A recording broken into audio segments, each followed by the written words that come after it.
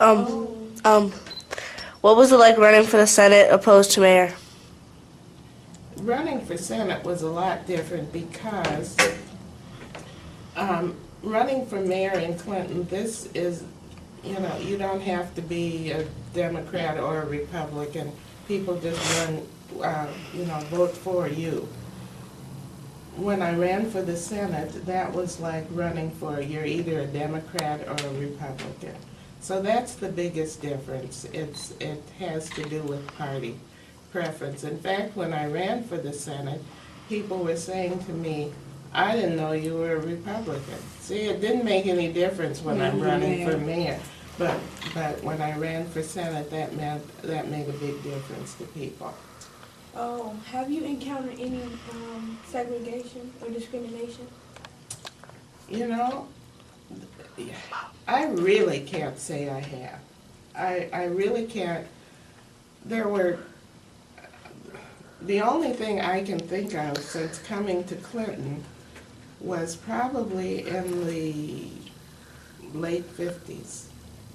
And I went to a dentist because it wasn't my teeth, it was my jaws were hurting. And so he told me, what he thought it was, and I said, thank you, and I said, I would like to set up a time when I can come in for a regular checkup. And he told me that he thought that I probably shouldn't come back there because some of his patients would not feel comfortable sitting there with someone. And now this is in the 50s. I've gone to various dentists since then, and I probably could go to anyone now because I think times are different. That's the only thing that I can honestly say. And I was a nurse for a lot of years. I took care of a lot of people. I really was not discriminated against. And I must say, I told that dentist, because I was a nurse at that time, I hope you come to the hospital sometime too, and then when I find time, maybe I'll take care of you. Which is very unrealistic, but it just, you had to say something. Couldn't just let him get by with that, so. Did you end up going back to that dentist? No, my teeth have never been bad enough for me to go back to him, and besides, he's no longer here. How did you feel about that? Well, it's very hurtful when someone tells you something like that, and it makes you feel like you're not as good as other people, and no one should be made to feel like that.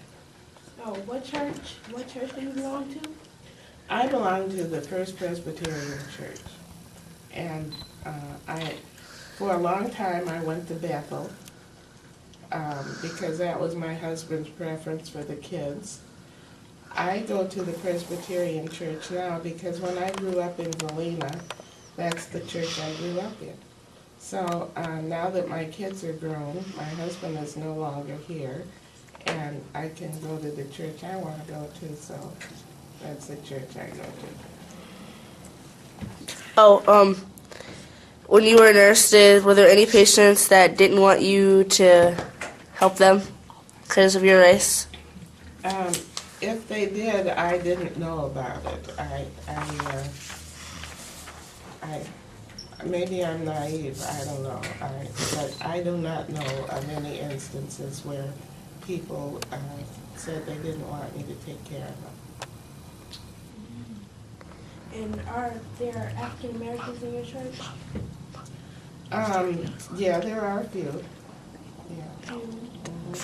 And how long have you been going to that church? Gee, probably for 4 or 5 years. Before that, I went to Bethel, and my kids went there, but I've probably been there 4 or 5 years. Oh, is there any awards that you have? I've gotten lots of awards, and a lot of it is because I am Iowa's first African American female mayor, and probably the second African American mayor in Iowa. And when I go places like with the League of Cities, I was a president of the Iowa League for a while, and people across the country are surprised that Iowa has an African American mayor, and they say things like, "Are there any African Americans in Iowa?" They're astonished. You know, you have your little name tag on, and my name, LaMetta Wynn, is on here. They mess up my name, LaMetta, usually, and then, which is fine, and they say the mayor, that's fine, but when they say Iowa, they can't believe that Iowa, because people don't believe there are any African Americans in Iowa. I have 3 honorary degrees, doctorate degrees, one from Mary Christ, one from Mount St. Clair, and one from St. Ambrose. These are honorary. I really didn't work for those. I mean, I'm not a doctor. I guess I can call myself a doctor now. I have 3 degrees. I have a degree. I have a wall in my house that are covered with plaques where people have given me different honors that are, you know, they're wonderful. I'm very pleased. I've worked with some of probably the greatest people you will ever know. And they're not necessarily famous people, but they're just good people. Who was the first African American leader? You know, I think it was a man who lived in maybe, I don't hold me to this, but I think he was from Shell Rock, Iowa, which is a very small town in Iowa. And there are some men who are mayors now, but at the time there weren't any. One of the awards I really like is given out by the County Attorneys Association. They give one person an award, and you know, when I got this award, I'm not usually. You know, I usually don't harp back on things. But when I got this award from this group of attorneys, I'm thinking back to the time when my people and your people couldn't even walk on the sidewalk, couldn't drink out of a fountain, couldn't do any of those things that people should be allowed to do. And here I'm getting an award. And that's the way it affected me. I don't know. So how do you feel about, since you were the first mayor, African American female mayor, how do you feel about Obama having a chance to become president?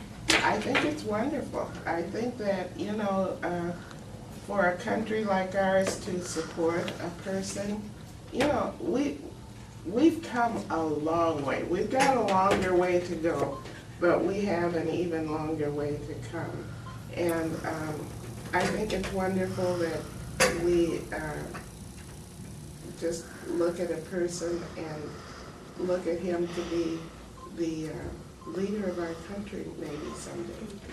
What was it like being published in Ebony Magazine? Well, first it was Newsweek.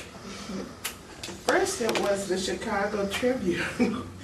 First, you know, one of my daughters that lives here now used to work for the Tribune in Chicago. And she knew this man, and he said he wanted to come out here, a reporter, and interview me for the Chicago Tribune. He came out, sat in my living room, interviewed me for this.